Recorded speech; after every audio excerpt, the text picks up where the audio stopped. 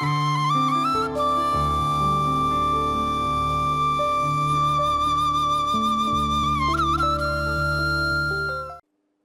TV நேயர்களுக்கு இனிமையான காலை வணக்கம். இன்றைய நாள் இன்பகரமான நாளாக அமையட்டும். ஆக நாங்கள் வீட்டில் இருக்கிறோம், எல்லாருடைய தொடர்பாடல் செய்கிறோம். அப்போ இதில் நாங்கள் ஒரு வெற்றிகரமான ஆளாக வாரத்துக்கு சில விஷயத்தை பார்த்தோம். அப்போ நீங்கள் எது நினைக்கிறீர்களோ அதுவாகிறீர்கள். ஆக நீங்கள் ஒரு குடும்பத்தில் அங்கத்தவரா அல்லது தலைவரா, நிறுவனத்தில் அங்கத்தவரா, தலைவரா, சமூகத்தில் ஏதோ ஒரு இடத்துல நீங்கள் இருக்கிறீங்க. இந்த நிகழ்ச்சியை பார்க்குற எல்லாரும். அப்போ நீங்கள் எவ்வாறான வாக்கியங்களை, எவ்வாறான சொற்களை, எவ்வாறான தொடர்பாடல் மொழிகளை உபயோகித்தால் வெற்றிகரமான ஆளாக இருக்கலாம். இது உளவியல் சார்ந்த அடிப்படையில், சமூக உளவியல் சார்ந்த அடிப்படையில் பார்க்கலாம். அதுக்கு முதலாவதா நீங்கள் மற்றவையோட கதை கேட்க, சரி உங்களோட வேலையாக்களோட கதை கேட்க, இதை முயற்சி செய்து பாருங்கள். இதை செய் என்றதை விட இதை முயற்சி செய்து பாருங்கள்.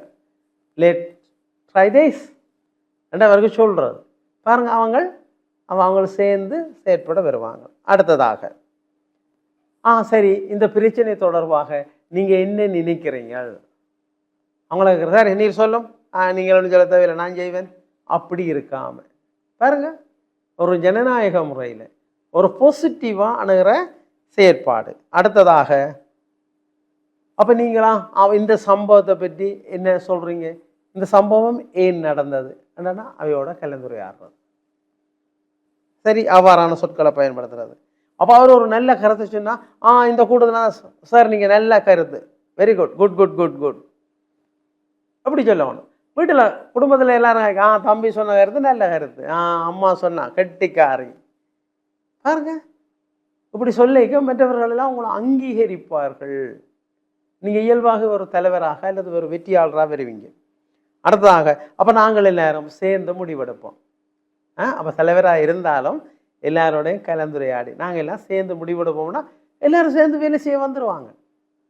ஒரு பாசிட்டிவான ஒரு சூழல் ஏற்படும். அடுத்தது அப்போ இனி சரி, இப்படி ஒரு பிரச்சனை நடந்துட்டு இனி நாங்கள் என்ன செய்யலாம்? ஒவ்வொருத்தரும் சொல்லுவாங்க பாருங்க, அவங்களையும் பங்காளராக்கி கொள்ளுதல், இது ஒரு தந்திரோபாயம். அடுத்தது அப்போ ஒருத்தர் நீங்கள் ஒரு கூட்டத்தில் அல்லது குடும்பத்தில் யாரோடைய கதை கேட்க அவனை முகத்தை பார்க்காம கதைக்காயிங்க. Face to face, eye contact, கண் நேர பார்க்கணும். இப்போ நேர பார்க்காம கதைக்கணுமே, கீழே பார்த்து கொண்டு கதைக்கணும், அவன் பர்சனாலிட்டி பிழை. அது ஒரு வெற்றிகரமான தொடர்பாடலாக அமையாது. இதங்கூட பிள்ளைகளுக்கு நீங்கள் சொல்லிக் கொடுக்கணும். நீங்களும் அவ்வாறு செயற்பட்டால் ஒரு வெற்றிகரமான ஆளாக இருப்பீங்க. அடுத்தது ஒரு உரையாடலை தொடங்கி ஒருத்தா ரைட், கை கொடுக்கணும். பாருங்க, தாட்ஸ். சில நேரத்தில் நாங்கள் வணங்குவோம், வணக்கத்தையும் தெரிவிக்கலாம். அப்போ இவையெல்லாம் என்ன விஷயங்கள்?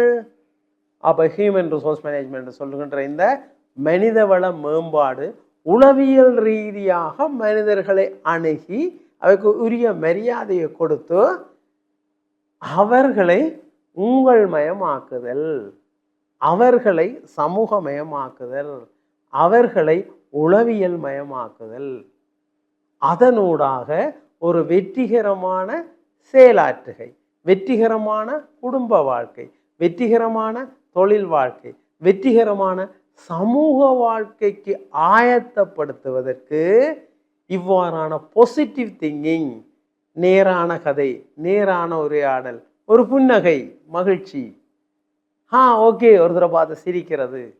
ஸோ அப்போ நான் சொன்னேன், கை கொடுக்கறது, அவரோட கதைக்கிறது, சில நேரம் அவரை ஹக் பண்ணுறது, இவ்வாறான செயற்பாடுகள் மனிதத்துவ ரீதியில் ஹியூமனிட்டிக் அப்ரோச்னு சொல்வார்கள், ஒரு உயர்ந்த பெறுபேறுகளை தரும். வேற என்னத்தை கண்ட உலகத்தில் இந்த மனித தொடர்பாடல் தான், மனிதர்களுடைய ரிலேஷன்ஷிப் தான், மனிதர்களுடைய உறவாடல் தான், மனிதனுடைய ஒத்த உணர்வுடன் சேர்ந்த உறவாடல்கள் தான் மனிதனில் மறக்க முடியாதவையும் மனிதனுடைய நடத்தைகளையும் மாற்றுபவையாக இருக்கின்றன. ஆக மற்றவர்களுடைய நல்ல நடத்தைகளை மாற்றி வளமான வாழ்வு வாழ்வோம். நன்றி, வணக்கம்.